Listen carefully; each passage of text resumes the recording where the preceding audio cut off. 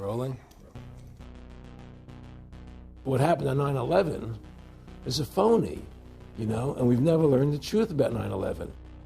The whole agenda is to create a one-world government where everybody has an RFID chip implanted in them. All money is to be in those chips. And this is given me straight from Rockefeller himself. This is what they want to accomplish. Aaron, what do you think women's liberation was about? We, the Rockefellers, funded that. We funded women's lib. They do whatever they want to do. What we want doesn't matter anymore. It's their agenda, it's their plans that matter. They have all the money they want. They can make all the money they want. They have a machine that can make all the money. It's not about money. It's about control. It's about their vision of how they want to see the world. You hear George Bush saying democracy means freedom. No. Democracy equals New World Order. I believe God put me on this earth to be the best person I could be, and put everybody on this earth to be the best they can be. You have to stand up for what's right in life. And unless you do that, you're nothing.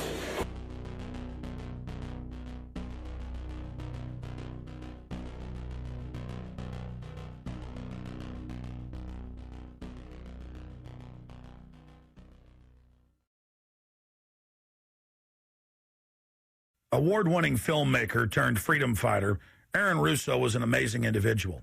He'd been battling cancer for more than 3.5 years when he began making America Freedom to Fascism, that he shot, directed, edited, pretty much on his own with just the help of a few people. An amazing individual. A long life of award-winning films, of hard work, and for standing up for the Bill of Rights and Constitution. When we first went and shot this interview, I put it out on the web for free. But parts of it have never been seen. So here today, you're going to have a chance to see the in-depth interview, the final interview with Aaron Russo. But his important work lives on. He made one of the definitive films exposing the elite that control this nation and the world, the private Federal Reserve. And the information he put out 2 years ago rings more true today than ever. And his film, America Freedom to Fascism, and Mad as Hell, and the other great works he did just continue like ripples in a pond to light bushfires in the minds of men and women everywhere. So this film is dedicated to the one, the only, Aaron Russo. You rolling? I'm honored to be interviewed by Alex Jones, a truth seeker, fighting for justice in America. Now he's charming me. He's getting me all smiling. Aaron, when did you start to think something was wrong in the world, or start to find out about the whole banking cartel and the Federal Reserve System, the New World Order? Well, that was a progression of events. I've always been a very independent person, always believed in individuality, and that we were put on this earth to be unique individuals to fulfill our God-given potential, and that the only way to fulfill your potential is to be free, to find out who you are, and to make your errors, to make mistakes. And as I grew up, I began to realize more and more the government was inhibiting me in things that I wanted to do.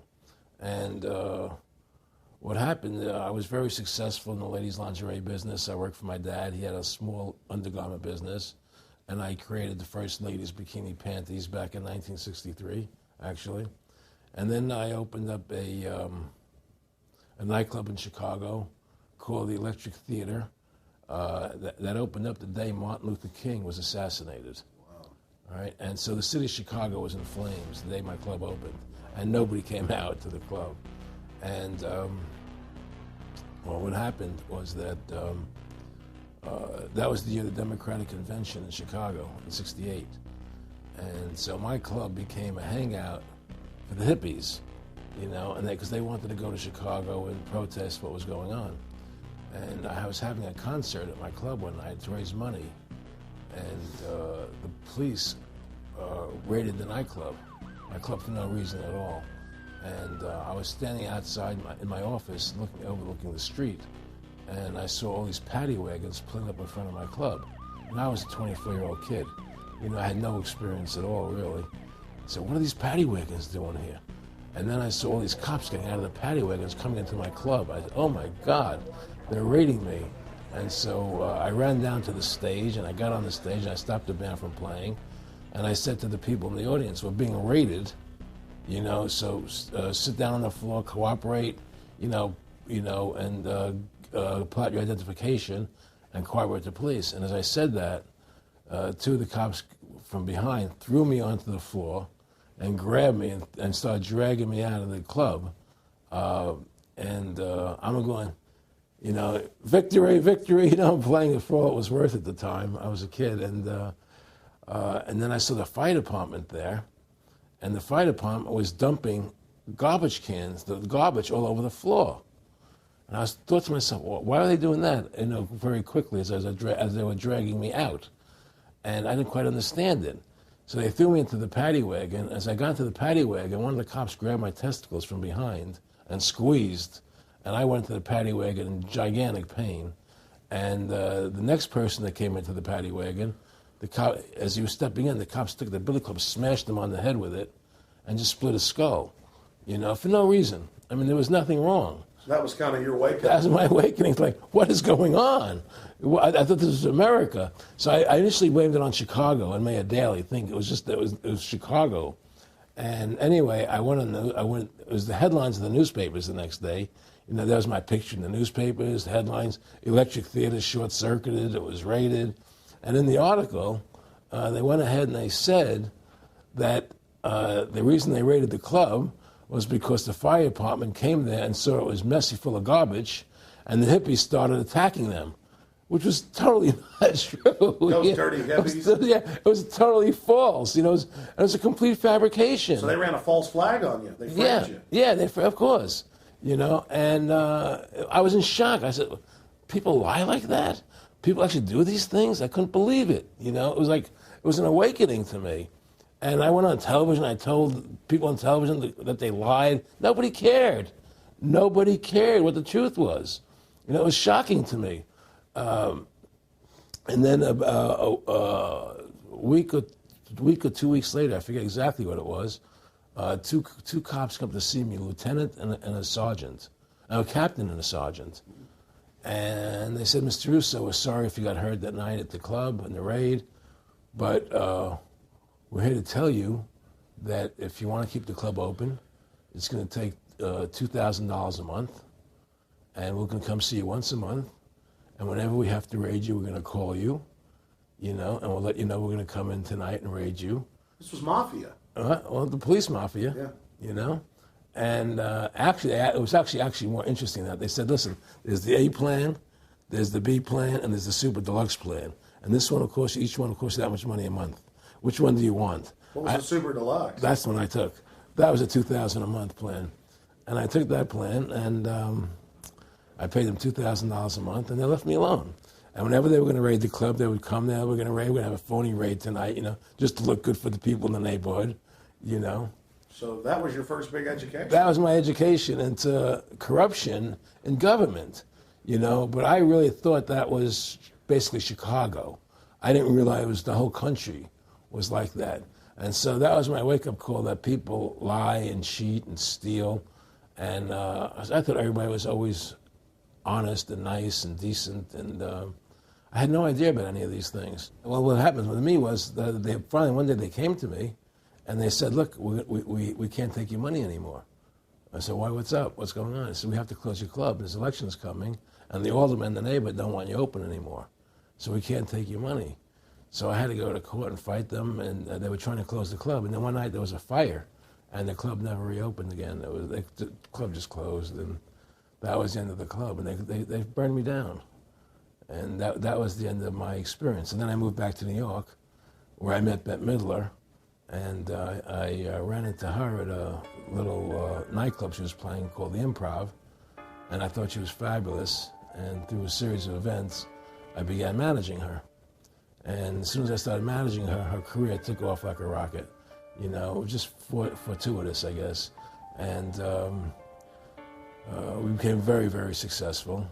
And through managing Bette, I started producing shows on Broadway where I won the Tony, and I produced a television show where I won the Emmy with Dustin Hoffman and Bette, and then I produced The Rose for her, where she got Academy Award nominations. And then that led me to producing Trading Places, which everybody knows. I think it's the best Eddie Murphy movie. Well, it's a good one. I don't know if it's the best, but it's a really good one. And I'm very proud I made that movie. And so in my mind, I feel as if I've made a classic comedy in Trading Places. a classic musical in The Rose, and a classic documentary in Freedom to Fascism. So I'm very proud of my work that I've done as a filmmaker.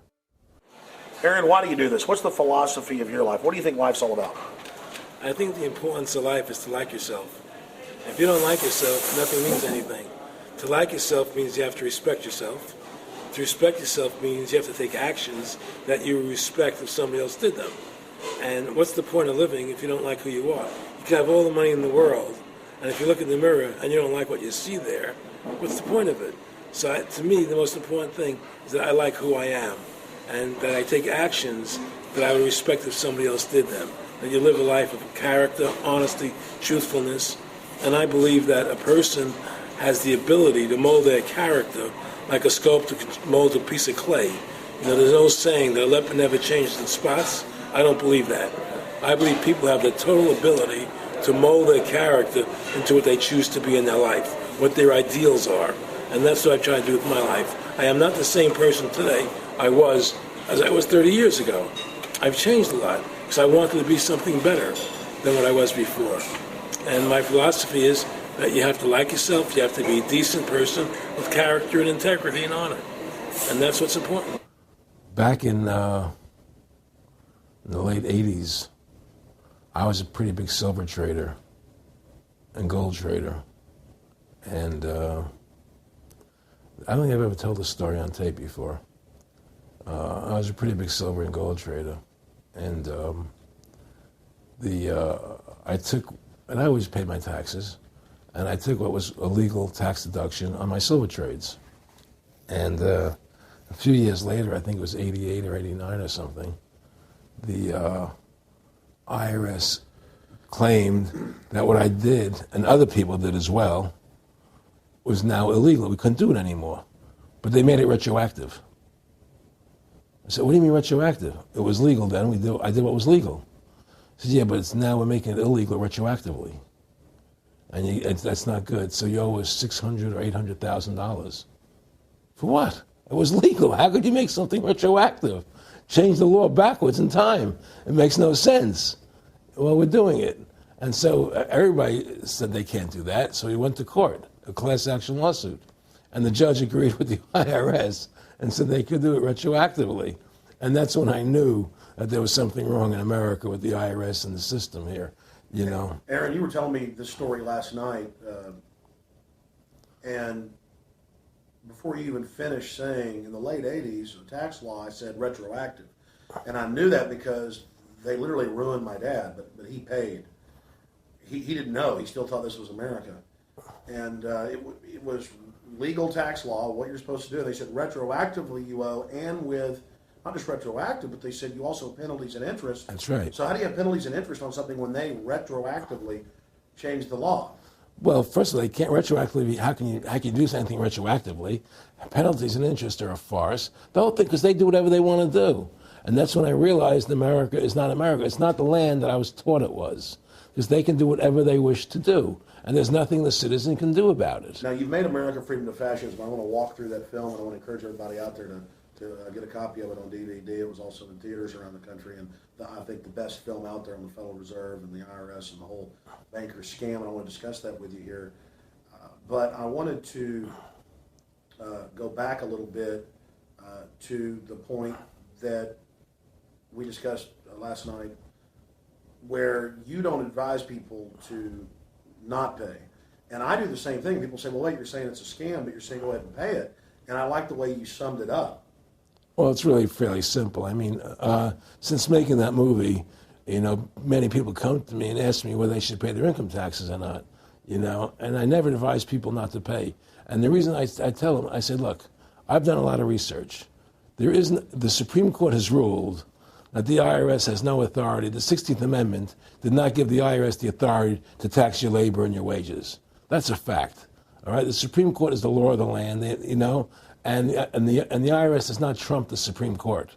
However, that being the case, the fact is, if the mafia would come to you and say, we want $2,000 a month or we're going to hurt you, I would not advise you not to pay them, because you may get hurt by not paying them. Whether it's legal or not doesn't necessarily matter. You're going to get hurt if you don't. It's the same thing with the IRS. They can hurt you. They can put you in jail. They can torture you. So if you don't pay them, you may get hurt. So I never advise people not to pay. You know, I tell people, yeah, pay your taxes. Look what happened to Congressman Hansen. Yeah, Congressman Hansen's a great example. Pay your taxes. But you know what? Shut down the Federal Reserve System, and eventually you won't have to pay those taxes anymore. See, the IRS is a symptom of the problem. The real problem is the banking industry and the bankers in this country. That's where the real problem lies. That's the root of our problem. Well, that's why we've lost America, okay? So, yeah, pay your taxes, because if you don't pay them, you might get hurt. And I've heard all the arguments, you know, what tax protesters say and so on and so forth. And I don't call them tax protesters. I call them the tax honesty movement, because they're being honest, you know, at least. But the fact of the matter is, you're being forced, you're being compelled to pay it because you're facing jail sentences, you're facing time, you're facing corruption of the courts if you don't pay, right? And so you pay it, because you just like you'd pay the mafia. But with the mafia, at least you have the government to call and try and help you to get past the mafia, to protect you. Here you have nobody to protect you. The American people are living in a matrix. They don't understand the truth of how things are working in this country, you know. And let me give you an example of what I'm talking about. The very fact is that if you ask 100 people on the street, what kind of government is America supposed to be? 99% of them will tell you a democracy. America is supposed to be a democracy. But that's a lie. That's an illusion. The word democracy is not written into the Constitution at one time. It's not in the Bill of Rights. It's not in the Declaration of Independence. The Founding Fathers hated the idea of a democracy. They thought it was the worst form of government there is. And I agree with them. Because in a democracy, 51% of the people control 49% of the people. If you're part of the 49%, you're not free. America was founded as a constitutional republic. And in that constitutional republic that we have, 99% of the people can't take away the rights of 1%. You have your rights because you were born with them. You have God-given human rights that nobody can take away from you. The government, the majority, no matter who they are, I can't take away your rights. And that's what our founding fathers gave us.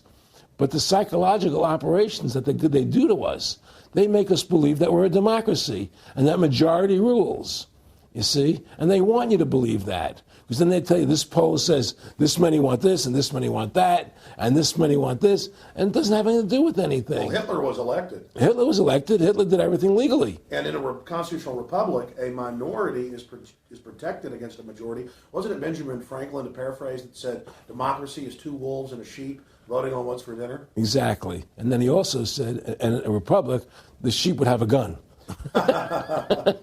to protect himself, you know. And that's the truth. America's not a democracy, but you ask the most intelligent people what form of government America is supposed to be, they'll say a democracy. Because that's what they've been brainwashed. They've been psyoped into believing that. They believe that we're in Iraq. They believe we're in Iraq to promote democracy. The word democracy, you hear George Bush saying democracy means freedom. No, democracy equals New World Order. Democracy equals slavery. The word democracy is not synonymous with freedom. It's the opposite of freedom. Democracy is the worst form of government you can have because it's majority rule. And the government can tell you exactly what they want to tell you to do because the majority wants it. I don't care what the majority wants. I live my life as I choose. And if I don't commit violence, theft, or fraud against another human being, I can live my life as I wish. That's my choice. And if I'm allowed to make mistakes, because when you make mistakes, you learn from them. You grow as a human being. We're put on this earth to become the best individuals we can be, to fulfill our God-given potential, right? We're not here to put on this earth so that the government can tell us how to live our lives and what we must do. We put into these systems and these paradigms. No. The same thing in health. You know, if you're sick, you have to have a certain protocol. Nonsense. You know, be individuals. Think for yourself. Have critical thinking, you know. And so what's happened is that because they've taught everybody that we're a democracy, which is not true, now, so then in 1913, they bring the Federal Reserve System into being, right? And now you have this Federal Reserve System, which then in 1913 got the right to create money for the government. When before that, the government created its own money. Now the government, when it needed money, had to borrow it from this private bank called the Federal Reserve, which is a private bank owned by individuals, incorporated in Delaware. And so what happens is now the government borrows money from them to fund the government. Then the government says, well, we have to pay these people interest. How are we going to pay them interest? Let's impose a tax on the labor of the American people, which never existed before, to pay the interest of the bankers. In fact, in 1980, Ronald Reagan said not 1 red cent of your income tax money goes to run the country. It all goes to the Federal Reserve.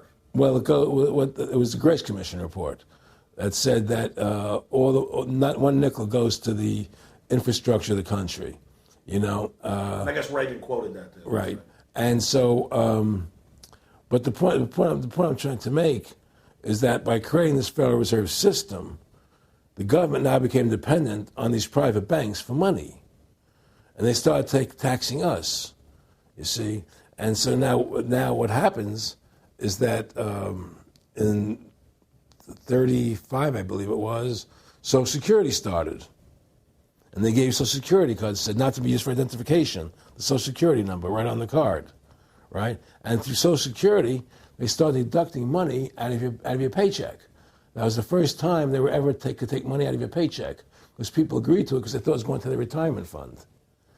And so then when they instituted the income tax again, they started taking money out of your paycheck because Social Security could do it. And then they could do it again. You see what I'm saying? And so now they've even taken control of the tax payment itself. I mean, literally like you're a slave. They're taking it right there when you make it. Exactly. They don't even trust the public enough to send them a check. Yeah. Right. So they take it out automatically because they know people aren't going to want to pay it. So what's happened is that through the implementation of the Federal Reserve System, the government has become vested in these bankers, and they get their money from the bankers. And so then they impose a tax on us, which makes us more slaves, makes it more difficult for us to survive, right? Giving them more profits. And now what's happened is that through the Federal Reserve System, the bankers have pretty much taken control of our government. It doesn't matter Republican and Democrat anymore, because they're both the same. Neither one of them are talking about shutting down the Federal Reserve System or stopping the payment of taxes, or any of the big issues that face Americans, right? So I had a friend, Nick Rockefeller, okay, who was one of the Rockefeller family, and he, when I was running for governor in Nevada, he came to me, introduced himself to me through an attorney, and we became friends. We started talking about things, and I learned an awful lot from Mr. Rockefeller. And one of the things that we used to talk about was the ultimate plan of the banking industry, what they wanted to accomplish. And the goals of the banking industry, not just the Federal Reserve System, but the private banks in Germany and England, all over Italy, all over the world, they all work together. They're all central banks, and they're all part of the Communist Manifesto. Central banking is one of the major planks of the Communist Manifesto. We talk about America being a capitalistic country, but yet at the same time we have a central bank that plans everything for us, right? And the graduated income tax is another plank of the Communist Manifesto, right? So right there you have two major planks of the Communist Manifesto that have been brought in because of the Federal Reserve System, okay? So the ultimate goal that these people have in mind is the goal to create a one-world government run by the banking industry, run by the bankers, and they're doing it in sections. The European currency, the euro, and the European Constitution is one part of it. Now they're trying to do it in America with the North American Union, right? And they want to create a new currency called the Amero, right? And the whole agenda is to create a one-world government where everybody has an RFID chip implanted in them. All money is to be in those chips, right? There'll be no more cash. And this is given me straight from Rockefeller himself. This is what they want to accomplish. And all money will be in your chips. And so instead of having cash, anytime you have money in your chip, they can take out whatever they want to take out whenever they want to. If they say you owe us this much money in taxes, they just deduct it out of your chip digitally. Total control. Total control. And if you're like me or you, and you're protesting what they're doing, they can just turn off your chip. And you have nothing. You can't buy food. You can't do anything. It's total control of the people. And that chip's connected to a database that has your purchasing records, what you do, what Everything. you sell. Everything is in there, you know? And so they want a one world government controlled by them, everybody being chipped, all your money in those chips, and they control the chips, and they control people. And you become a slave. You become a serf to these people. That's their goal. That's their intentions.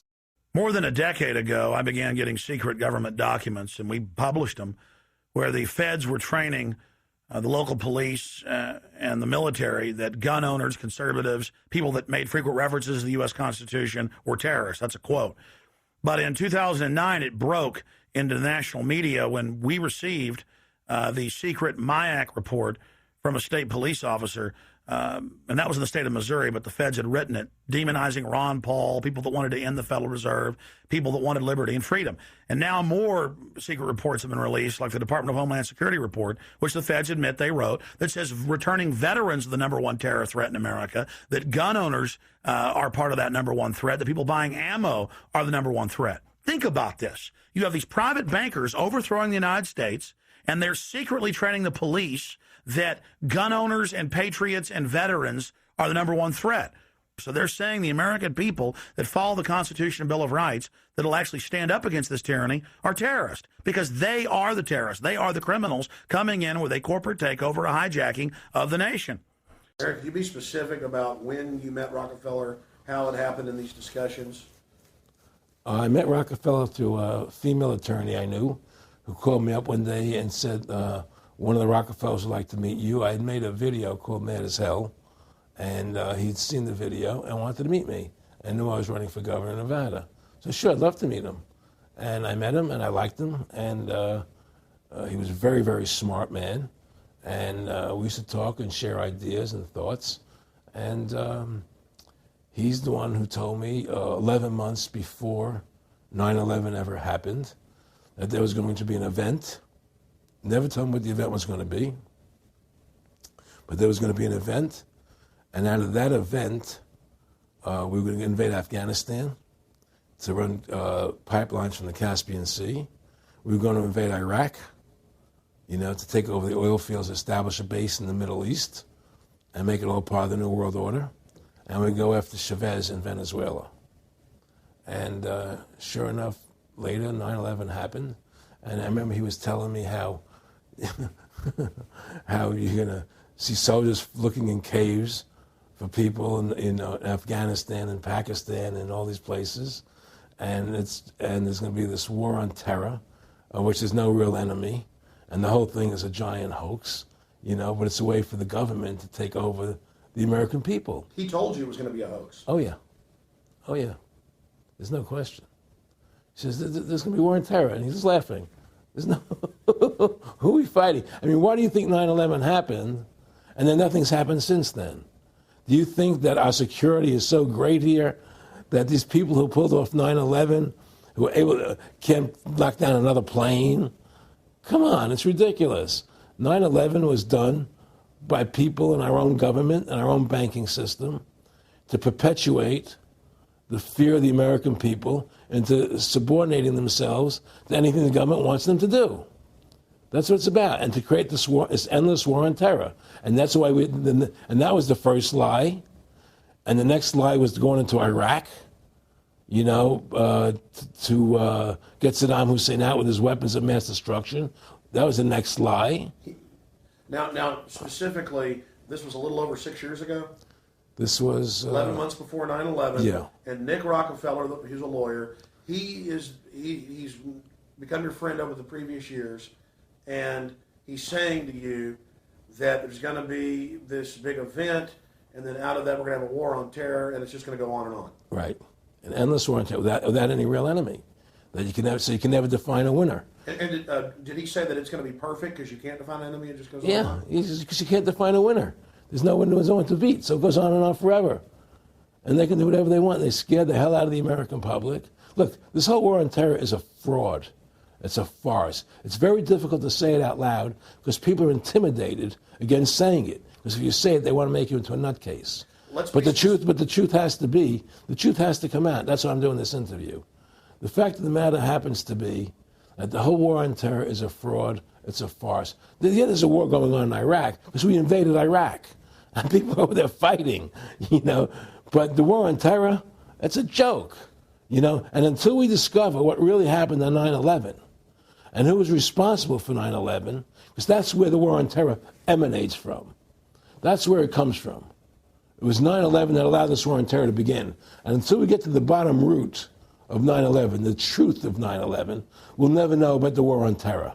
Aaron, you said that he was, and I think it's important, and I know this about the Rockefellers from Dr. Dennis Cuddy and many others who literally, you'll be 20 years old in a lunch line at college, and no, it's David Rockefeller. And they're experts at recruiting and getting what they call players, and that clearly he was, I want to make it specific and just get you to reiterate what you said last night about you got 30% of the vote, you were having an effect, you made mad as hell, they knew that you'd started the Constitution Party, they knew that you were somebody who was taking action and getting things done, you'd already made some big films, had a lot of other successes, right. So they were trying to recruit you, and didn't it come down to the point of, hey, we are here to recruit you, and don't worry, your chip's going to say, don't mess with us, you know, this guy's don't touch. Yes, that did happen. I was definitely being recruited, but it's more subtle than that. Well, in your words, just go through the process, and then what he said. Well, what it is remember we were friends, and we used to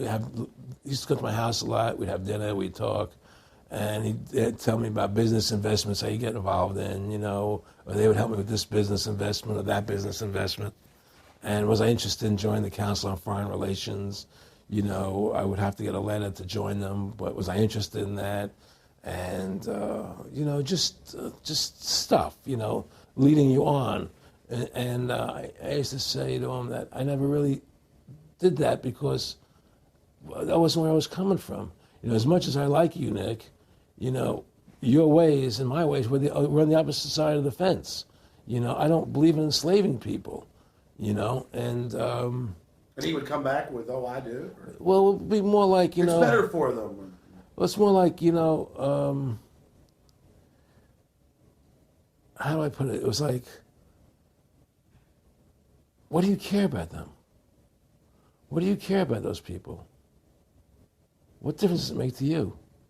Take care of your own life. Do the best you can for you and your family. What do the rest of the people mean to you? They don't mean anything to you. They're just serfs. They're just people. You know, it was just a lack of caring, you know, and that's just not who I was. It was just sort of like cold, you know. It was just like cold, you know. And I used to say to him, what's the point of all this? You have all the money in the world you need. You have all the power you need. What's the point? You know, what's the end goal? And he said the end goal is to get everybody chipped, to control the whole society. To have the bankers, the elite people, you know, the bankers and some governor controlling the world. And I said, all the people in the Council on Foreign Relations believe this way you do? He said, no. You know, most of them believe they're doing the right thing. A lot of them believe it's better off being socialistic. You know, we have to convince people that socialism is really capitalism. Because America's becoming a socialist country. It's a communist country today. And here we are years later after Aaron Russo points out that this is not a capitalist or free market country, but is really socialist. In fact, here's the cover of Newsweek. We are all socialists now. But this isn't the socialism the public thinks it is, where the government robs from the rich to give to the poor. Actually, it's always the big banks, the elites throughout history that fund socialism. They want to use the middle class's money to basically domesticate the working class and expand the size of government so it can basically, in the end game, eradicate the middle class and have a giant submass of uneducated slaves who have no chance of ever rebelling against the tyranny, and a tiny elite in control of it all. And that is the very nature of this New World Order system. They are using big government to strangle competition, to take control of the people, to break up the family, to basically set up a global plantation or neo-feudalist state. Well, one of the things they told me was that he was at the house one night, and we were talking, and he started laughing. He said, "Aaron, what do you think women's liberation was about?" And I said, I had pretty conventional thinking about it at that point. I said, I think it's about women having the right to work, getting equal pay with men, just like they won the right to vote, you know? And he started to laugh. He said, "You're an idiot." And I said, "Why am I an idiot?" He said, let me tell you what that was about. We, the Rockefellers, funded that. We funded women's lib, you know? And we're the ones who got all over the newspapers and television, the Rockefeller Foundation. He says, and you want to know why? He says, there were two primary reasons. And they were, one reason was we couldn't tax half the population before women's lib. And the second reason was, now we get the kids in school at an early age. We can indoctrinate the kids how to think. It breaks up their family. The kids start looking at the state as the family, as the school, as the officials, as their family, not as the parents teaching them. And so those are the two primary reasons for women's lib, which I thought up to that point was a noble thing. You know, when I saw their intentions behind it, where they were coming from when they created it, the thought of it, I saw the evil behind what I thought was a noble venture. Aaron, did you know that Gloria Steinem, in one of her own books, now admits the CIA funded Miss Magazine? No, I had no idea about that. No, I never heard that. Yeah, we're going to... CIA funded Miss Magazine? Funded Miss Magazine with the stated goal of taxing women and breaking up the family. No kidding. I never heard that. Well, Nick told me. I mean, I know it, but not because I know the CIA was involved in it. Well, Gloria Steinem was proud of it. Oh, the CIA wanted to help women. No kidding. So they funded it, yeah. And of course, it's divide and conquer. Right, and of course. What they do is they focus in, obviously, on real problems. Women were getting shafted in many ways, but the elite wasn't planning to help them. They were planning to really shaft them and take men away from them. Look at what they did with black families. You only had about 10% illegitimacy 50 years ago in black communities, and now it's over 90%. And look at welfare. You were going to give you some money, but you can't have a man in the house. Right. And so that was further to degrade the family. Totally destroyed. And now illegitimacy is over 50% in the general population. Right. Well, see, the whole thing is these people control the money, so they make all the rules. You understand? And they put whatever rules they want into effect. And the truth is, America has really become a socialist, communistic country. And everybody says it's a capitalistic country. It's not a capitalistic country. You know, how can it be capitalistic when you have a central bank? That's the first. It can't be. You know, it's a planned economy. It's a planned economy. It's a phony. If they want to create prosperity, they just print dollars. They just make dollars or put digits into the economy, and then now you have prosperity. You don't have real prosperity. You don't have real manufacturing. You just have money being injected in. It's an infusion of credit, which only makes the government go into more debt. Into more debt. The Federal Reserve is poison to our country. Of course it is. It's poison. Whoever makes the money makes the rules. Rothschild said that, and they make the money. Why are we allowing these private bankers to make the money for our country? It makes no sense. Why are we paying interest to these banks to make money for us when the government can do it itself without paying interest and without all that debt? There's no answer to that question, and it's the question no politician will raise. Everybody talks about America's debt, how much debt we're in. We're in debt because we have to borrow money. But we don't have to borrow money. They designed it so we go into debt. Exactly. We can create the money and back it by gold so they can't create too much of it. So you don't have the inflation. And do what the founding fathers gave us. But instead, the bankers make the money, they control the government, they buy the politicians, they tell us who gets into office. You have computer voting, that's a fraud. They do whatever they want to do to us. They do whatever they want to do to us. And it has to stop. My friendship with Nick Rockefeller was one where we expressed ideas to each other and thoughts and philosophies, and he wanted me to become part of what they were doing, and for me to become a member of the CFR, and offered various business opportunities for me to get involved in, and for me to not take up the fight or the battle that I've been taking up in the past, to drop that idea, because what was the point of my fighting for the people? I was a guy who was very successful in the movie business, and I saw the truth of what was happening. I tried to express it to the people, And rather than having me express it to the people, they wanted me to join their side because I was a mover and a shaker. And rather than me opposing them, to join them. It was real simple. And he tried to recruit me into that situation, and I didn't go for it. Did he get angry when you didn't go for it? No. And, it's like, I remember one time he said to me, you join us, so you have an ID card, Aaron, you have a chip, and your chip will say KMA on it. And I said, what does KMA mean? He said, it means kiss my ass. And anybody stops you, a cop or whatever, and you show them your card or your chip, and they'll know to leave you alone because you're one of us. One of the central pillars of tyranny is that the establishment is exempt from the laws that they pass for the rest of us. We saw it in Rome. We saw it with Hitler.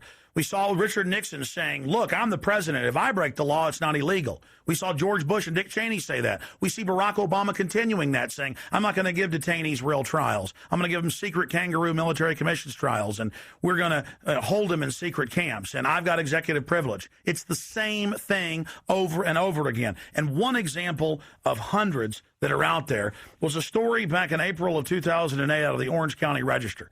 And this backs up exactly what Aaron's talking about with Mr. Rockefeller saying, I got a chip in my hand, kiss my ass. Here's just one example of hundreds. Special license plates shield officials from traffic tickets. And it goes on to say that 996,000 plus vehicles in California are exempt from no insurance, reckless driving, speeding, running through toll booths, running red lights, on and on and on. And who is it? It's state employees. It's federal employees that can go and get exempt. It's police. It's government bureaucrats above the very laws they try to enforce on us. This is tyranny. And so literally all over the nation, they've tried to pass it in Texas but failed. They want it where the police are above the law, where the government officials are above the law, where they have immunity, where they can't be prosecuted for crimes. Congress exempts itself from most of the tax laws and other laws that they put on the rest of us. They're exempt from Social Security, and they get a pension that pays out on average 5 times what citizens get. Again, it's already happening. So the chip in the hand and saying they're above the law under the guise of national security, that's what the 1947 National Security Act and now this whole Homeland Security system is all about. Why are you fighting for the people for? What is that about? The people just, they have to be ruled. They have to be, the Constitution, what you're standing for is only for a few people. It's only a few individuals that can live that way, and we believe that it's best for society to be ruled by an elite people who control everything. And I said, I don't believe that. I believe God put me on this earth to be the best person I could be, and put everybody on this earth to be the best they can be, not to be a slave and a sheep to you and these people. And I don't understand why you want to control everything. What is the need for that? And I asked them, do all the people in the Council of Foreign Relations feel the same way you feel? He said, no, a lot of them think they're doing the right thing. They think that socialism is the best way to go. They think that, that they're doing the right thing. But the people at the top, they all know the truth of what's happening. And that's what it is. So it's compartmentalized within the elite structure as well. Of course it is. Of course it is. I mean, all the people that are in the CFR, was that 2,000-3,000 people? I forget like Dan Rather. They don't know what's going on. They join the CFR because it's prestigious. They think it's good for business. It's good for this. They don't know what's really happening. The evil that comes out of it, that's emanating out of it. And to me, the biggest evil is what's happening right now, because what happened on 9/11 is a phony, and we've never learned the truth about 9/11. That's the question I wanted to follow up on. He tells you 11 months before there's going to be an event, all this is going to happen. What did you think on the morning of 9/11? Where were you, and did you think about Nick Rockefeller and what he had told you when you saw those towers fall? No, I was actually in Tahiti when 9/11 happened, and I got a call from my son. And my son said, the Twin Towers, they were just attacked, and they were falling down or something. So what are you talking? I was in Tahiti, I was asleep. And he says, yeah, they were hit by a plane, da, da, da, da. And so where I lived, where I was in Tahiti, there was no television, so I had to run the other side of the island to a hotel where they had, and it was all on television, you know, and that's when I first saw the stuff on TV about it. And I didn't immediately equate it to Nick, you know, but when I realized that we were going to go into Afghanistan, Iraq, and as that developed, I realized what it was. How could there be a war on terror and actually say that we're having a war against terrorism and leave the borders wide open? If you were the President of the United States, or I were the President of the United States, and 9/11 really happened the way they want us to believe it happened, the first thing you would do is shut down the borders so people couldn't get in the country to harm you. But they left the borders wide open because the bankers want the borders open because they want a one-world government. They want a North American Union. They don't want borders here. The 9/11 was only a manifestation. It was done to create a fear in the American public, right? So that we will obey what they want us to do. And take Richard Reed, the shoe bomber. Here's a guy who was 6'6", ugly as could be. I heard he smelled. Okay, he sits in coach on a plane, lighting matches to put his shoe on fire, surrounded by people.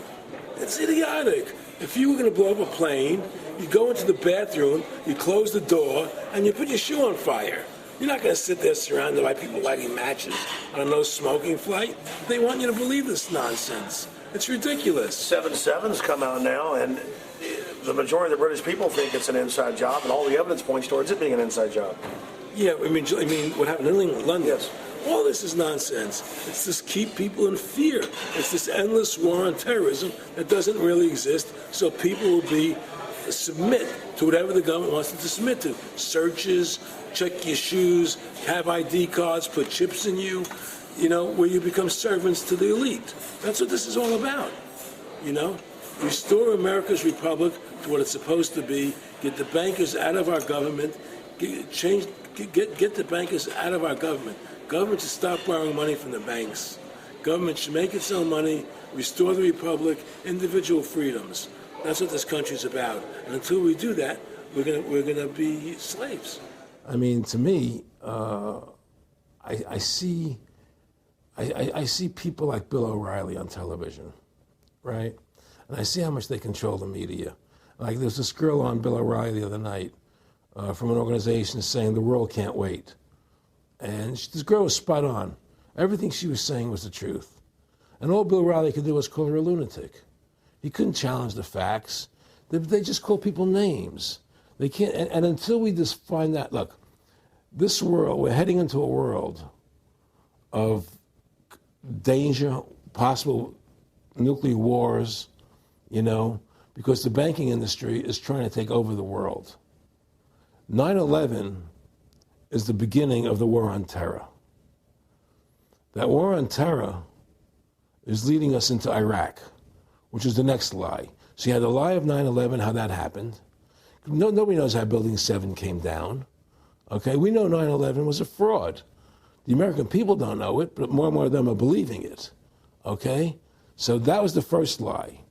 Besides the inception, I'm not going back to the inception of the Federal Reserve, that original lie. But 9/11 was the first lie in this present state we're in. 9/11 is the kickoff of the war against the American people and the people of the world. 9/11 was a phony. It's a fraud. It didn't happen the way they told us it happened. Now, because of 9/11, we then had the authority to go into Afghanistan and Iraq. Iraq didn't have weapons of mass destruction. Okay? So that was the next lie. Now they're talking about going into Iran. Now, how would you feel if you were Iran and you had this big, powerful country, America, go into your next-door neighbor, take over their oil fields, right? Wouldn't you be worried that what they were going to do to you? Of course you're going to be worried. But the people of America don't think about it from Iran's point of view. They think about it from our point of view. So now we're going to send more troops into Iraq and keep building up because they want Iraq and the Middle East to become part of the New World Order. And Iraq was using, Saddam wanted to start using euros instead of dollars, right? He was messing up their whole consumption. Iran wants to start using euros instead of dollars. They have. Okay? So I'm saying what they're trying to do is preserve their power. And one lie leads to the next lie, leads to the next lie. And until you get to the root cause of 9/11, which is supposedly the war on terror, we'll never solve our problems here. Should we send more troops into Iraq? Should we not send more troops into Iraq? Well, the truth is, The fact is that it all goes back to this war on terror. Where did 9/11 come from? That's the root cause of everything. And until we have a full investigation, find out why Building 7 fell down, why they shipped all the steel out of America so quickly, from the buildings, why all the things that don't make any sense about 9/11, until we find out why it really happened, we'll never understand why there's a war on terror. And we'll never be able to prove that the war on terror is a phony. Nick and I discussed many things. One of the things we discussed, or he brought up in conversation, was reducing world population, and felt that there were too many people in the world. In a way, I agree, there are too many people in the world, but I don't think I have the authority to say who's going to die and who's not going to die, But they felt that they wanted to reduce world population, and he felt that it should be reduced by half. He even mentioned to me once they were having a real problem trying to solve the Israel-Palestinian problem. And he talked to me once about they were playing with the idea of bringing Israel to Arizona, and taking all the people from Israel and giving everybody $1 million and setting up Israel in the state of Arizona. Unbelievable. To end that problem, because that's a problem that they're not in charge of, in a sense. They're not controlling that problem.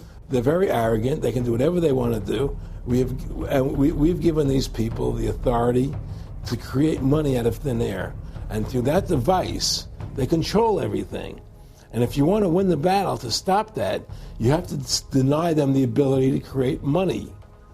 It's only because they can make money that they have all this power. They literally have the money machines. They have the money machines. They can print it. They can do whatever they want to do. They own everything. Aaron, we take over pretty quick. If we were the guys that issued the money, everybody had to come give us real assets for the use of this money we just printed up. People. I tell people, why in the world does the American government borrow money from the banks when they have the ability to create it themselves without borrowing it and paying interest on it? Why? And nobody can answer that question. Not one politician ever raises that. Why does the American government borrow money when they can create it without paying interest? Well, we did create it up until 1913. And so people say, well, because if the American government does it, it'll create inflation. That's the answer. I say, well, let's look at it. The American government has the Federal Reserve do it, which creates the same inflation as if they did it. But also with the inflation, now you're getting massive debt. So with the Federal Reserve, you have inflation and debt. Now, if the American government made the money, backed by gold, which limited the amount they could make, you wouldn't have debt and you wouldn't have inflation. But inflation was only about 50% from the 1780s, I've looked it up, until the late 1800s. And then we have the central banks already trying to cause some panics, which they then used to push the Federal Reserve. And if we look at inflation since 1913 into 2007, it's exponential. In fact, $1 is worth about 2 pennies to what it was worth in 1913. Federal Reserve Chairman, former Federal Reserve Chairman Alan Greenspan, doubled the money supply from 2000 to 2006.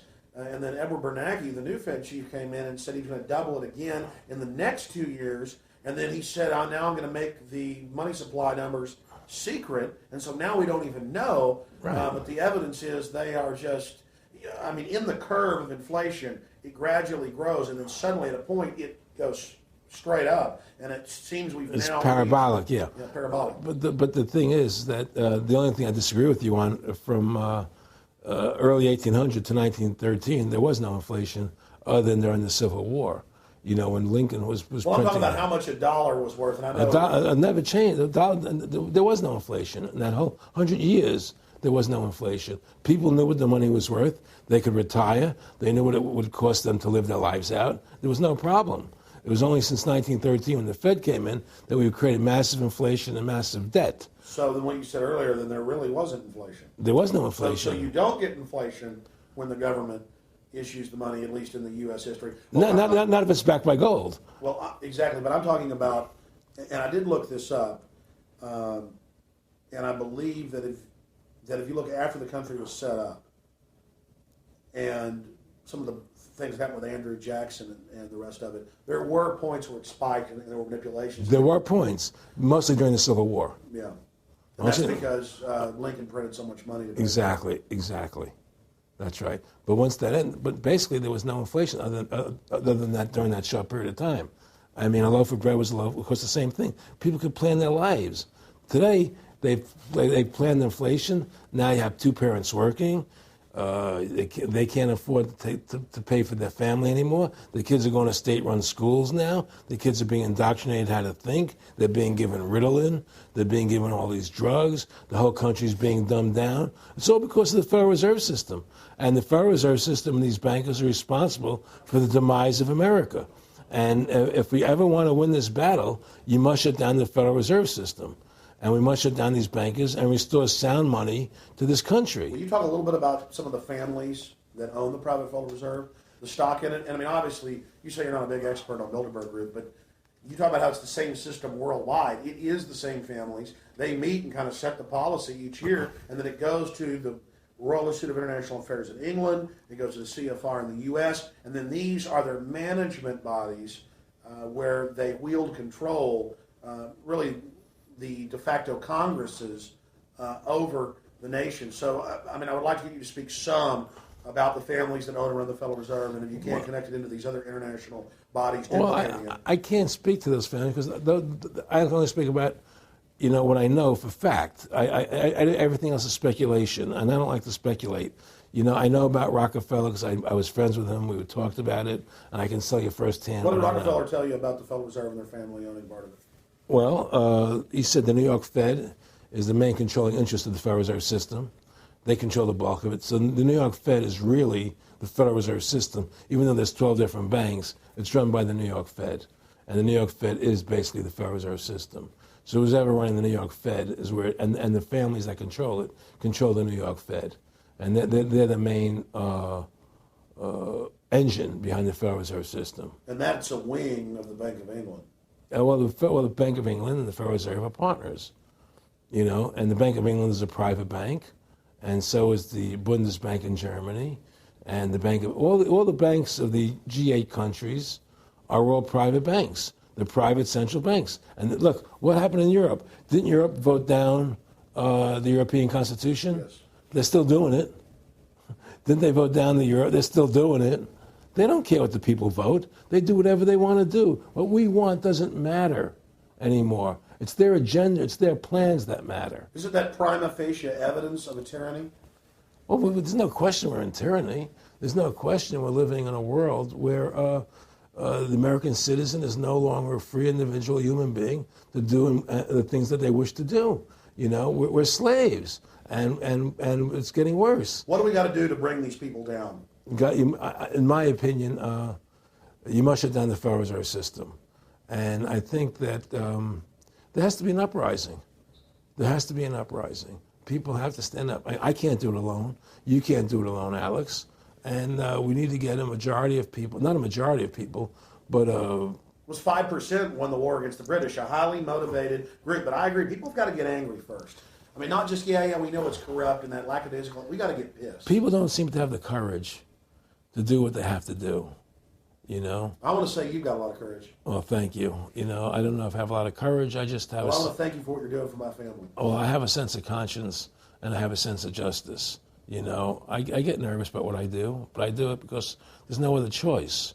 I couldn't live with myself if I didn't do it, But the fact of the matter is, I've ostracized myself pretty much from Hollywood. People are afraid to deal with me in Hollywood a lot because of what I do and the things I say. I don't go along with routines. A lot of people in Hollywood know the truth. They're not willing to stand up and speak about it. And I know many of them have seen my movie, and they know I'm right, and they won't talk about it because everybody's afraid. Everybody's afraid because they think that this money they get, these Federal Reserve notes, are really money, and they think they have a comfortable lifestyle, and they're afraid to change. They're afraid to stand up for what's right. And until people are willing to stand up and have the courage to do what they need to do, it's not going to change. And hopefully, what you're doing, what I'm doing, what other people like us are doing, can affect the change that people will stand up and say, hey, I've had enough. The thing is, we have one advantage, that they need us to cooperate. See, if we don't cooperate with them, they can't win. And so they always need our cooperation to go along with their programs. So they try to sell us. Right. They try to sell us. Democracy, this majority says this, believe in this, do that. The war on terror, we got to be scared. They're always trying to do things to sell us so that we'll go along with them. And once we learn not to cooperate with them, then we win the game. And that's the point. Don't cooperate with them. Don't go along with the program anymore. Stop it. Join forces. You and I should run for president and vice president and take over this country and bring freedom back to this country. That's what it takes. Like two people like you and I, statesmen who believe in freedom, who believe in Thomas Jefferson and the Constitution and the founding fathers to make this country whole again. Because right now it's in the grip of the evil ones, And the only way to stop that is for good men to stand up. Was Edmund Burke said, evil can only thrive when good men do nothing? Yes. Right? We got to do something. That's what it is, Silence is golden, but when it comes to your freedom, it's yellow. We have to stop being scared. We have to stand up and do what's necessary to stop these bankers, these elite, this government full of lies, congressmen full of liars, people destroying our borders, creating a government. I mean, imagine this. Here you are in America, and they're combining America, Canada, and Mexico into one country, the North American Union, and the American people don't know anything about it. It's not even in the press. They'd rather talk about Rosie O'Donnell and Donald Trump calling each other names than discussing the fact that we're merging into one country. The press doesn't even report it. Or that Paris Hilton doesn't wear underwear. Yeah, Britney Spears. But I mean, who cares? I mean, the fact of the matter happens to be that tells you how controlled the media is. Here you are combining America, Canada, and Mexico into one country, and you don't see it in the press. Unless maybe it's Lou Dobbs. You don't see it in the press. You just don't see it. It should be the top story everywhere. Everywhere, and not a word about it, really. Why? That tells you there's the evidence that it's controlled. They don't want the American people to know what's going on.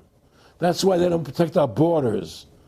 That's why we're losing our Constitution, the very document that secures our freedoms. There is a rising tide against it. There is a rising tide, but we have to mobilize. We have to mobilize. And we have to get all the good people in this country to stand together and say, I'm not going to take it anymore. Well, I think if you analyze the situation, and if you realize that since the Federal Reserve has come into being in 1913, illegally, without a constitutional amendment, by bribing a few senators during Christmas vacation, they turned over the most important power that the American government has, the creation and issuance of money, to a private bank. Through that private bank issuing money, they have destroyed this country. They have destroyed the purchasing power of the money in this country. They've created social programs that are destroying this country. Thanks to the work of Aaron Russo and Ron Paul and many others, folks are starting to find out who the real enemy is. Offshore private banking corporations that have engaged in a hostile corporate takeover of the United States and almost every other nation on the planet. And the private Federal Reserve is their beachhead here in the United States. Ron Paul has introduced H.R. 1207 that at time of taping has over 87 sponsors just to audit the private Federal Reserve that arrogantly says it's above all U.S. laws and above all three branches of government and that no law enforcement can investigate them. I mean, how asinine is that? How above the law is that? How ridiculous is that? Everybody else gets audited. Nobody else is above the law but them, this group of plutocrats, this group of polycentric bankers that are setting up this neo-feudal world system. Now, they've taken over our government, both Republicans and Democrats. There's no difference anymore between the two parties. They control both parties.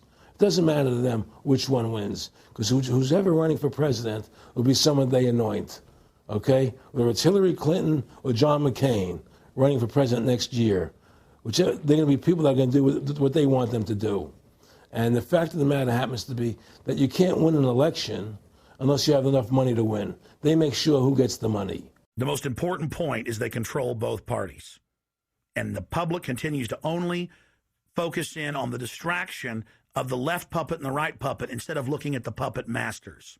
In fact, more and more of this is coming out. Top Senate Democrats, bankers own the U.S. Congress. Senator Dick Durbin on Chicago radio station last week blurted out an obvious truth about Congress. This is from Salon, that despite being blindly obvious, it is rarely spoken. And, quote, the banks, hard to believe in a time when we're facing a banking crisis, that many of the banks created are still the most powerful lobby on Capitol Hill. And frankly, they own the place. So there is one of the most powerful Democrats in the country, top Senate Democrat, saying bankers own the U.S. Congress. It's true. Let's admit it. Let's stop debating the two puppets they put out in front of us, the liberal puppet, the conservative puppet, and then every time we wake up to one of the puppets, they just replace it with another puppet. Let's look past the puppets to the puppet master above them that's controlling the puppets. That's all Aaron Russo and myself and Ron Paul and so many other people are saying. Let's get back to a culture of liberty versus tyranny, not this left-right diversion. You know, when folks are sick of Obama in 4 to 8 years, they're going to put a Republican in, and they'll put out different rhetoric, but carry out the same operation. Because as the top Senate Democrats said, the bankers own the place, even though they engineered the crisis. And make no mistake, they did engineer it by design. Their own documents, their own IMF and World Bank documents admit that. And out of this crisis, they're setting up the new Bank of the World, according to Time Magazine and Newsweek and the Wall Street Journal and just hundreds of publications with headlines like, and now for world government, and the Financial Times of London. They create the crisis and then say, okay, our Ponzi scheme's falling apart and bankrupting you. Give us $12.8 trillion in the first 6 months of the banker bailout. And now they say, we'll set up a Bank of the World you pay your carbon taxes to, and private bankers will rule your life, and we'll pay private greenhouse gas carbon taxes to two firms owned by Al Gore, and this is publicly admitted. I mean, this is how bad the scamming is getting. And we've got to wake up. We've got to say no. We've got to get angry and get in the face of the New World Order. Again, the private offshore bankers own America. They own both parties, but they get you in a rah-rah, Coke versus Pepsi, Redskins versus Cowboys, fight. And you get in this little political fight as followers instead of looking past that to the actual global elite and what they're setting up. So through these bankers attempting to taking over America, knowing that America was the freest nation in the world, it was necessary for them to take over America, take away our gun rights of freedom to bear arms, and create a country where we become slaves. Because once they take over America, the rest of the world becomes a lot easier for them. And so, by creating 9/11, an event to terrify the American people that were being attacked by terrorists, you create a world where there's an enemy that can never be pinpointed. You can never win the battle. It's a 100-year war. It's a never-ending war on terrorism, right? So you're always fighting this war. And through the war on terrorism, which is the 9/11, which is the first lie, then you create the war on terrorism, which is the next lie. Then you create the war in Iraq for weapons of mass destruction, which is the next lie. And it's one lie to the next lie to the next lie. Now it's going to be Iran, the next lie, sending more troops and a surge into Iraq. Think about what Aaron Russo is saying here. The war on terror is a war on the American people and the people of the world. You see, the elites always sell the public on tyranny by attacking a minority that's unliked first, or the outsider. Oh, we're just getting rid of the Bill of Rights and Constitution, having secret arrest and FEMA camps and the Military Commissions Act for foreigners. It's just for them. And now the federal government has been caught saying that gun owners, conservatives, people buying ammunition, they've been caught saying that returning veterans are the #1 threat to Homeland Security. And in a way, that's true. People that know about the Bill of Rights and Constitution and know that our country is being taken over and hijacked by foreign banks, I guess they are the threat to the criminals that have done this. That's all the New World Order is a private corporate takeover of the nation states, of the governments of the world. And then these private corporations bring in a tyrannical form of neo-feudalism that they call corporatism or fascism. Mussolini said that fascism should properly be called corporatism. And that's what it is. And they create the socialism to get control of the wealth and to control society. Then they pipe the profits to themselves. So they socialize the general public to get control of us, but it's private above us. It's basically just slavery. Now, think about what Aaron Russo was saying here, and it's absolutely true. This is a war on the American people. They build Homeland Security, they build the police state in the name of fighting foreign enemies, and then they flip it all around to use it against the American people and the MIAC reports and the DHS reports and the rest of it. This whole thing was set up for the people, and Aaron Russo nailed it.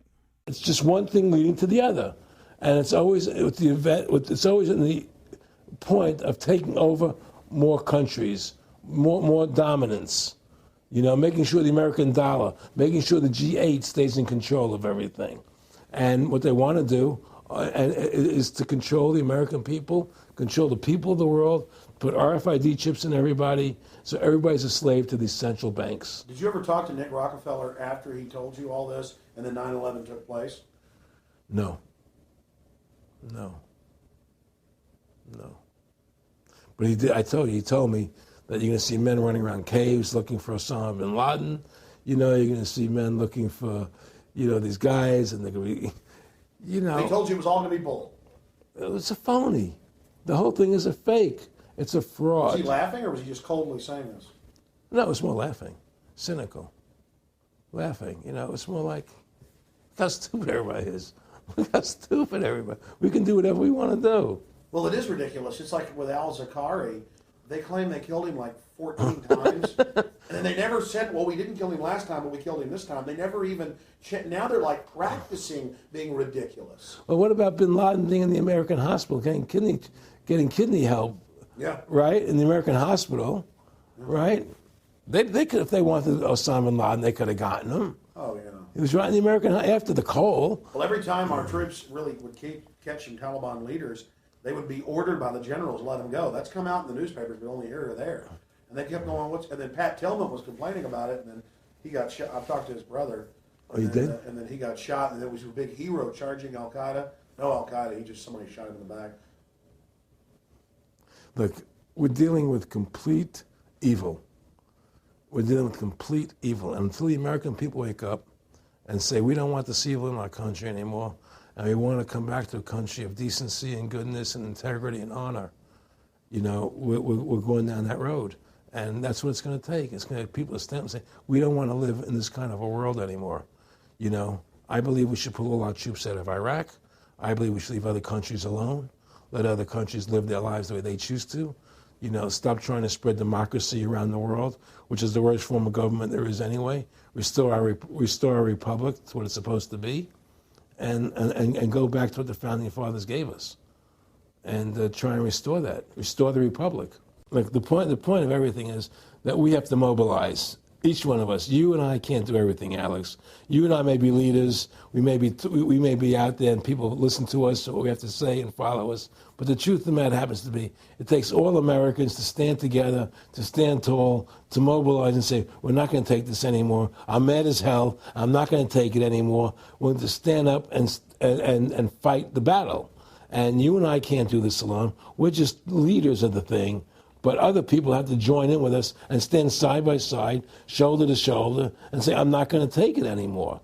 That's what it's going to take to win this effort, and to stop cooperating with the government and with all their rules and regulations, and to wake everybody up, to hand out DVDs of my movie, to hand out DVDs of your movie, to educate everybody to what's going on. Well, if you don't fight the corruption and you don't stand up for what's right in life, you can end up being a serf and a slave, and you're leaving your children a world that you wouldn't want to live in yourself. So how can you, in decency, behave that way? You have to stand up for what's right in life. And unless you do that, you're nothing. Well, freedom and liberty is what people really want, and it's time to stop the duplicity of the government from lying to us. You see, many people know the truth of what's happening in this country. They know the truth, like the numbers you gave about 9/11. But they're afraid to stand up. People have to find their courage and stand up and say, I'm not going to take this anymore. I know the truth, and it's like they create a situation where if you tell the truth, you're considered a lunatic. You know, in other words, if someone goes on a TV show and says 9/11's an inside job, oh, you're an idiot, you're crazy. They call you names. You can't be afraid of that. Well, it doesn't work anymore. I mean, they have no facts. Just calling you crazy doesn't make you crazy. Well, we know that. They also go get kooks who are kooks to put them on and then say they represent us. That's right, exactly. Another tactic. Exactly. And Bill O'Reilly's great at that. Sean Hannity is great at that. They just put people on who they can dominate, you know. But why do you think guys like that, they're not stupid? I mean, I've talked to people that know them. They know the truth. Why do you think they decide to join the evil? That has to be in their hearts. I mean, I had the opportunity to do that, and then in my heart I couldn't do it. So it has. But I mean, how could you or I consciously be involved in something like putting AIDS virus in black Africans' vaccines? I mean, what the hell?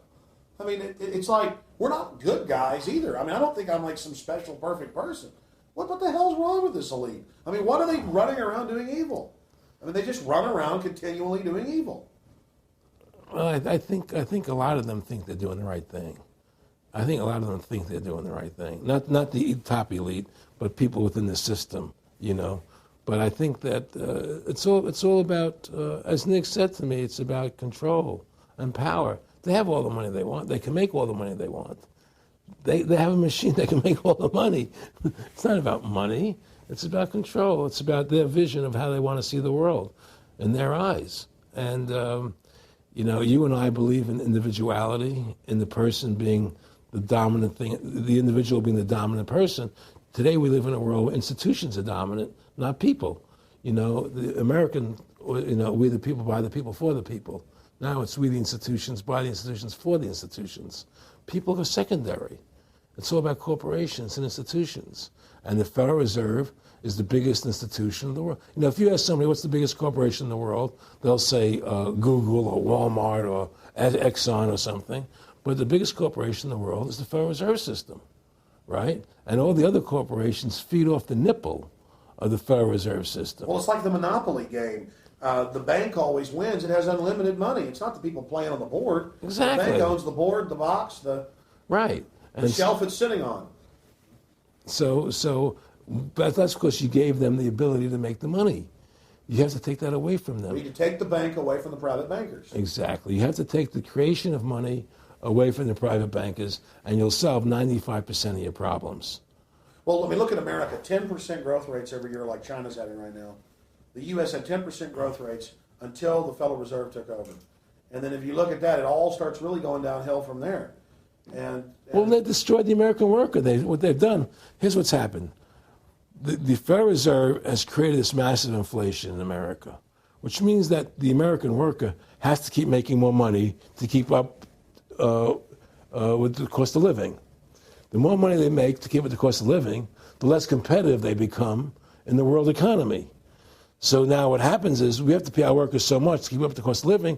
Say, well, screw the American worker. Let's go overseas now and get the cheap labor. But really, that's a war being waged against the middle class. Of course it is. The bankers print the money. Really, this is a war being waged against the middle class. The bankers print the money. Everything they're doing is about destroying any private pools of wealth or independence. Yeah, but what I'm trying to say is because of the inflation that they've created, they've now allowed other countries to outcompete us. You see, because other countries don't have to pay as much money as we have to pay here to our workers to survive. Yes. So now we're not competitive anymore. So we've lost our manufacturing base. We've lost our competitive. In the old days, the American worker, you wanted to buy everything American. You wouldn't buy anything from Japan, which was cheap crap. And what does that leave us? It leaves America this military force, and so the elite's giving us a deal. We'll continue to build up your military and give you homeland security jobs, shift your economy over to being the bulldog enforcer of the New World Order. Exactly. You can either do, and by controlling the economy, they force everybody into that position. That's exactly correct. That's exactly correct. And there's no more manufacturing here. We're a service economy. We do nothing. We provide nothing. We provide nothing to the rest of the world anymore. Well, first of all, Freedom to Fascism is a movie that everybody should see, because we show the fraud of the income tax. We show how judges put people in jail for no reason.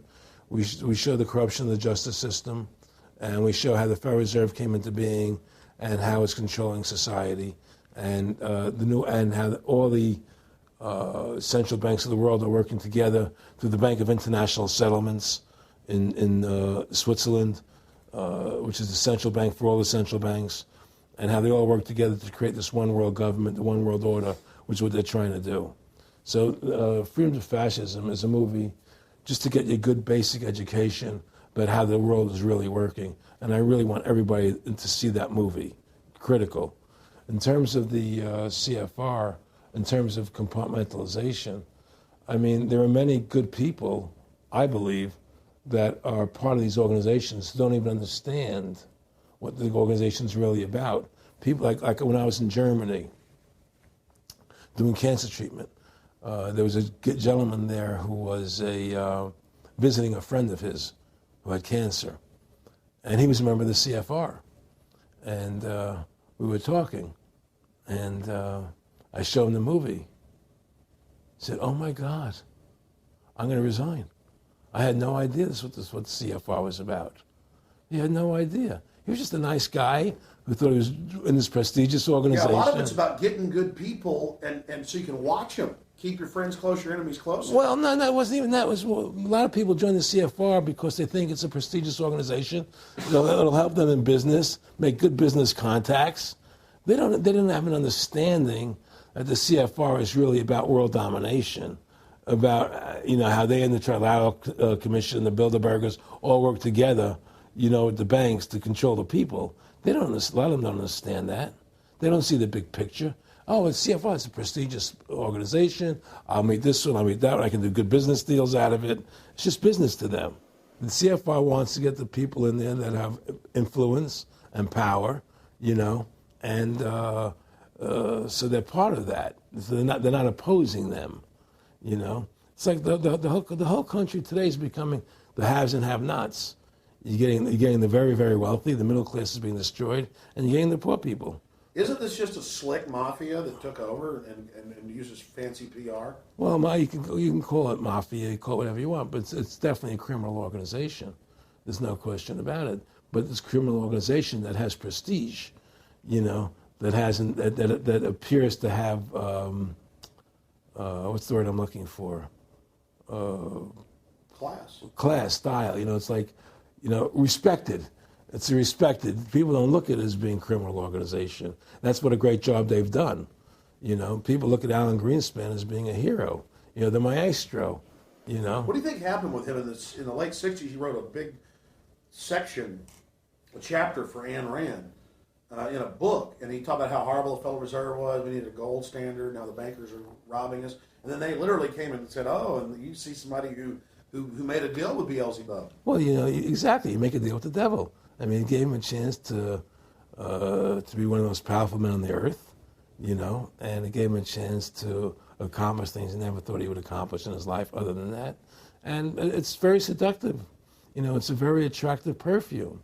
I mean, I was attracted when they came to me and spoke to me about it. I thought about it. I was attracted to it, They asked me if I wanted to open up these nightclubs, open up a chain of Baywatch nightclubs, and we'll do this thing, we'll do that, and we can do this. I mean, all these things were proposed to me, business ventures. But you know what it is? It was your nature, though. It's the way you are. You couldn't take the deal. Well, I can't do that to people. I just can't be in a position where I can do that to other people. I have a conscience, and my conscience would not permit me to do that. People say I'm very courageous. I don't think I'm courageous. I think I have a conscience, and my conscience doesn't allow me to do that to people. It makes me feel sick.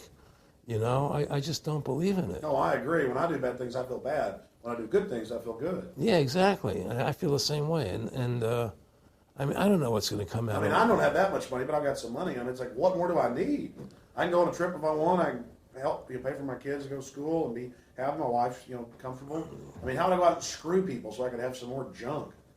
Well, money's a funny thing. I was talking to Michael Eisner one day, and I said to Michael, you may have $1 billion, Michael, but they're all dollars. If the dollar goes bad, how much money are you going to have? you know, and that's the thing, you know, everything is denominated in dollars. Everybody thinks in terms of dollars, but the dollar has no value. And then someday it's everything returns to the mean. Well, really, the whole universe, financial universe we live in, is a matrix fraud. Yes, it is. And that's why it's going to come crashing at some point. And they're going to try and hold it up as long as they can. I mean, whenever they want to manipulate the markets, they can. If they want to send the price to go down lower, they can. If they want to send the stock market up, they can.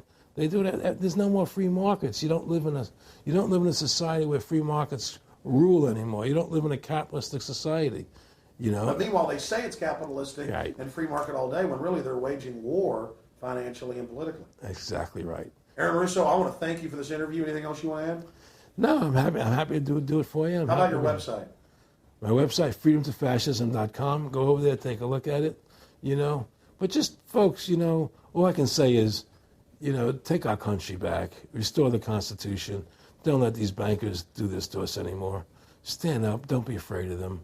And do what you got to do, And I have plans in the works. And when I get over my problems, we'll reveal them, And well, I'll be supportive of that. Thank you, Alex. And listen, you've done a great job alerting people to the truth. And in other words, don't be afraid to be ridiculed by these people. If 9/11 was a phony, and I know it was, then stand up and say it's a phony. Don't be scared to tell the truth. Don't allow their powers of trying to make you look silly to frighten you. What do you think of what Charlie Sheen did? I love what Charlie Sheen did. I was so respectful of what he did. I just applauded him.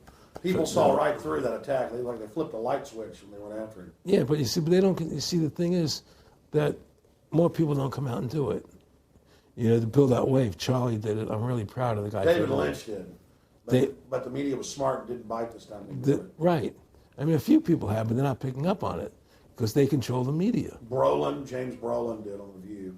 I heard that as well. But again, they're not picking up. Barbara Walters looked like she's about to have a heart attack. But they don't pick up on it. You see, they don't allow it to go anywhere. It comes if someone says something, they let it die. But they keep perpetuating, the war on terrorism. They keep perpetuating all these things that are lies. And because we've given the Federal Reserve the money-making power, they control the media, they control the government, and they're all in bed together. So you're fighting all this propaganda all the time. And it's a very difficult fight. Americans, mobilize. Stand together, stand tall. Tell the government you're mad as hell. No longer cooperate with the government. Do not accept the national ID card. Do everything in your power to restore freedom and your individuality back to America. Stop being a country run by the institutions for the institutions. Let's go back to we the people, by the people, for the people, as opposed to we the institution, by the institution, for the institution. Stand up for your individual rights. Stand up for the godliness that's in each and every one of us. Thank you for watching this historic interview with Aaron Russo. Please don't just stand down after watching this film. Research the private Federal Reserve for yourself. Realize it is the main head on the Hydra that we have to go after. Realize that we can fight the political parties all day, but until we go after the heart, the root of the problem, nothing's going to get better. We have this ruling class of private bankers that issue all this fiat currency, and they have committed unbelievable crimes and have the audacity to claim that they're above the law. Ladies and gentlemen, now more than ever, we don't have a choice. It's us or them. Either the New World Order is removed from power, or the world faces more wars, more tyranny, and a nightmarish police state carried out by these eugenicists. So in the memory of Aaron Russo and every other freedom lover out there in history, and for the future of our children and the species, humanity itself, let's call for grand jury investigations of the private Federal Reserve. Let's arrest the bankers. Let's kick these foreign corporate criminals out of our country and get our constitutional republic back. Let's stop being distracted and diverted by the liberal and conservative puppets they stick up in our faces on television. Let's look past the front men to the actual architects of the New World Order and bring them to justice. There's no way these arrogant bastards can get away with this if we expose them and speak out against them. And more, it's coming out even in the mainstream media that they are a pack of criminals who are above the law and who have hijacked our nation. But they're only above the law in our minds. We have to expose them as the criminals they are and bring them to justice. Look in the mirror. You are the solution. Take action and join the ranks of folks like Aaron Russo, Ron Paul, and so many others. God bless you all, and thank you for watching this presentation. Now spread the word about the true enemy of the people in the Fed, in the New World Order, in the hegemony of private central bankers.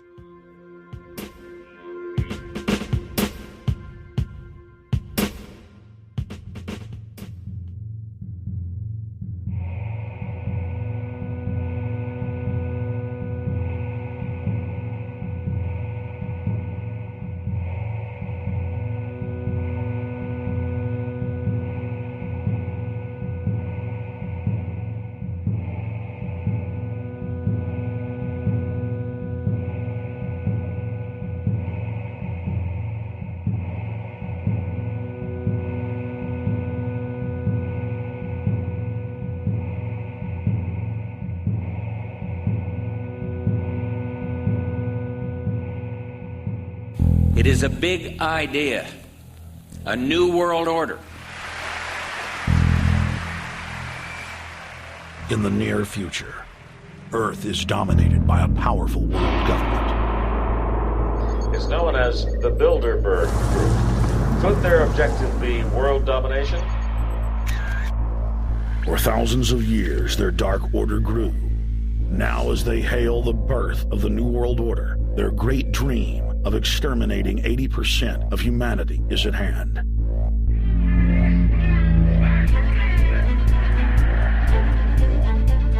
For the first time in history, the elite's plan for world government is blown wide open. You will learn the secret that drives the entire New World Order agenda.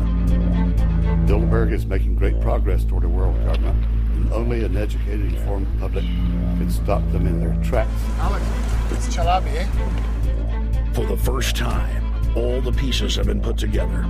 The dots have been connected, and the picture is crystal clear. Earth's ruling elite believe they have discovered the fountain of youth. But before they can attain it, 80% of us must die. A psychopathic technocracy is establishing world government so there can be no escape from their plan.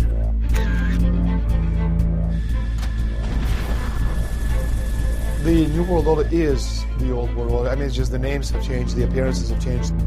Most people have no idea. They're not after money. They have all the money they need. They're after power. That's their aphrodisiac.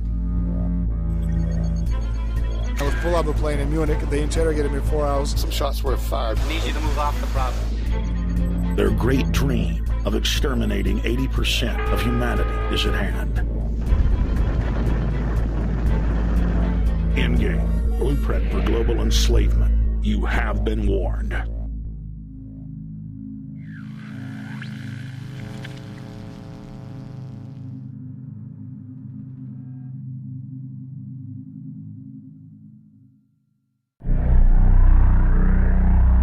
Obama is notoriously a liar.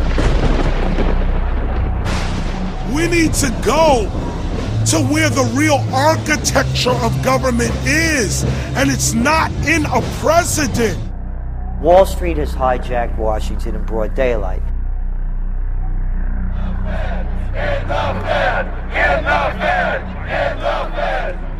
Well, Obama's already fudging. He's fudged since day one in this election. The elite are using Obama to pacify the public so they can usher in the North American Union by stealth, launch a new Cold War, and continue the occupation of Iraq and Afghanistan.